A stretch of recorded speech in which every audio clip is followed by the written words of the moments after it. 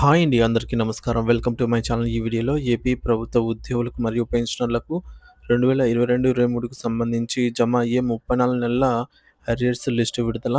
దీనికి సంబంధించిన పూర్తి తాజా సమాచారాన్ని వీడియోలో తెలుసుకుందాము. వీడియోని అయితే ఎక్కడ గాని స్కిప్ చేయకుండా ఎండ్ వరకు చూసేయండి. అప్పుడే ఇన్ఫర్మేషన్ పూర్తిగా అర్థమవుతుంది.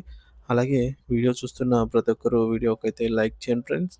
ఈ వీడియోని తోటి ఉద్యోగ, పెన్షనర్ మిత్రులతో అయితే షేర్ చేయండి.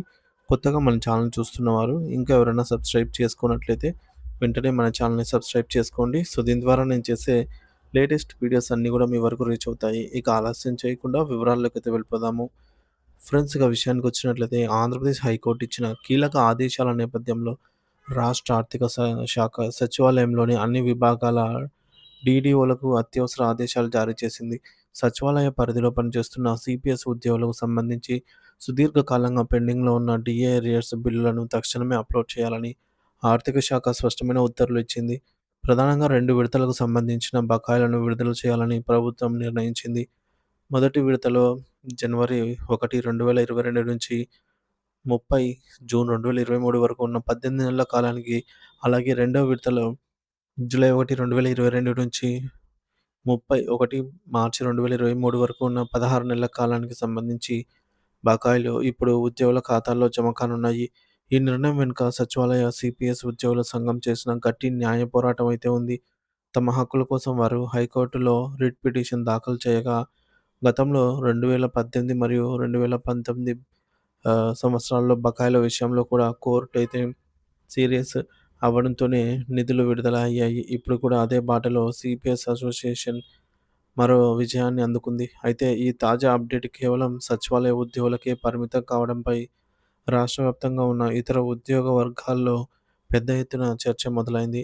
రాష్ట్రంలోని అన్ని జిల్లాల్లో పనిచేస్తున్న లక్షలాది మంది సిపిఎస్ ఉద్యోగులకు, అలాగే పెన్షనర్లకు కూడా ఈ బకాయిలను వర్తింపజేయాలని డిమాండ్లు వెల్లువెత్తుతున్నాయి. కోర్టుకు వెళ్తేనే ఫలితం ఉంటుందా? సాధారణంగా అందరికీ ఇవ్వాల్సిన బాధ్యత ప్రభుత్వంపై లేదా అని ఉద్యోగులు ప్రశ్నిస్తున్నారు. ముఖ్యంగా పెన్షనర్ల పరిస్థితి మరీ దారుణంగా ఉంది. చాలామంది పెన్షనర్స్ తమకు రావాల్సిన బకాయిలను కళ్ళ చూడకుండానే కన్ను మూయడం అత్యంత బాధాకరం. దశాబ్దాల పాటు సేవలు అందించిన తమ పట్ల పెన్షనర్ల సంఘాల నాయకులు ఎందుకు మౌనంగా ఉన్నారని, వారు కూడా ఎందుకు న్యాయ పోరాటం చేయటం లేదని పెన్షనర్స్ ఆవేదన వ్యక్తం చేస్తున్నారు.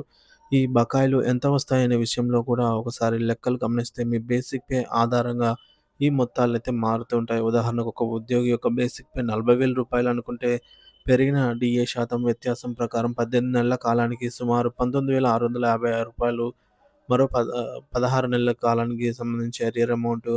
17,437 వస్తాయి. అంటే మొత్తంగా రూ. 37,128 40,000 బేసిక్ పే ఉన్న వారికి అందే అవకాశం ఉంది. ఇందులో సిపిఎస్ ఉద్యోగులకు 10% మొత్తం వారి ప్రాణ ఖాతాలో జమ కాగా, మిగిలిన 90% నగదు రూపంలో వారికి అందుతుంది.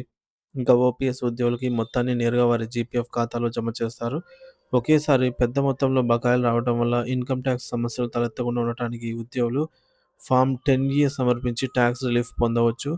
మొత్తం సచివాలయ ఉద్యోగులకే పరిమితమైన ఈ నిర్ణయం రాష్ట్రంలోని మిగతా ఉద్యోగుల్లో కూడా ఒక కొత్త ఆలోచనను రేకెత్తిస్తోంది. ప్రభుత్వం చొరవ తీసుకొని అందరికీ కూడా విడతల విడతల వారీగా అయినా సరే, అంటే మనకు సమాన వాయిదాల్లో అయినా సరే బకాయిలు చెల్లించాలి.